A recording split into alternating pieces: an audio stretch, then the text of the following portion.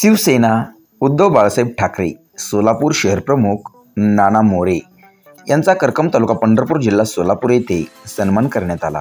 यावेळी कुमार गायकवाड, ॲडव्होकेट जालिंदर शिंदे, तानाजी गायकवाड, दलित सेवा जिल्हाध्यक्ष सीताराम लोंढे, अली पठाण, शिवसेना उद्धव बाळासाहेब ठाकरे करकम विभाग प्रमुख विजय नलवडे, ॲडव्होकेट प्रभाकर पाचरे, राजेश खरे अध्यक्ष आदी मान्यवर उपस्थित होते।